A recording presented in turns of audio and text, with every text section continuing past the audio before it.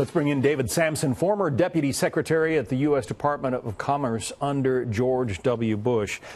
First they had Irma, and now they've got Maria in Puerto Rico. This is a back-to-back nightmare for that island.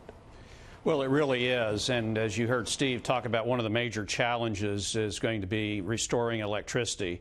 It's a challenge in Florida right now. It was after Harvey in Houston. But you can imagine if those states are experiencing exactly what Puerto Rico is, to have a back-to-back hurricane come through. And it's going to be a very challenging situation that's probably going to last for months and not just weeks.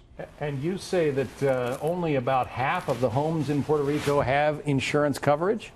That's right. A much lower take-up rate than the mainland of the United States.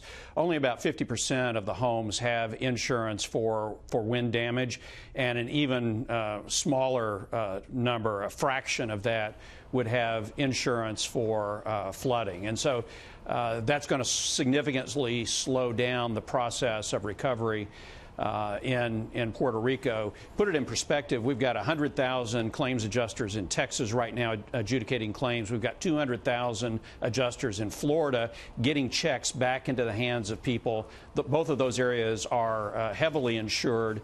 It's just going to really significantly slow down the process in Puerto Rico. Well, and Puerto Rico's been in a recession for something like the last 10 years now.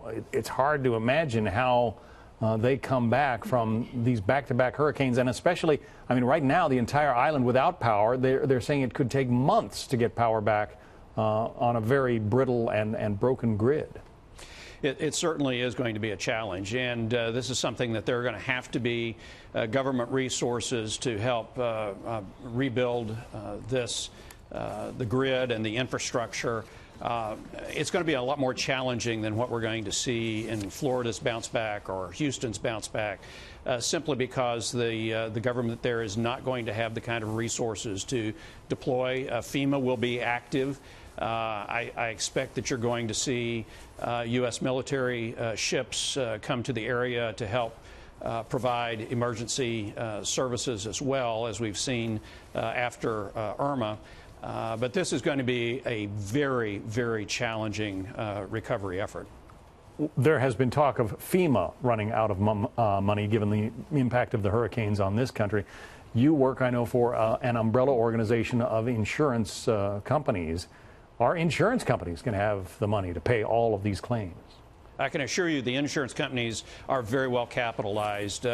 Primary U.S. insurers have about $708 billion in policyholder surplus. That means that's the amount of money able to be used to pay these claims. Right now, we're expecting Harvey and Irma combined to total about $85 billion at the top end. So there's plenty of insurance money in reserves out there to be able to pay these claims in the U.S. The global reinsurance capital stands at about $600 million.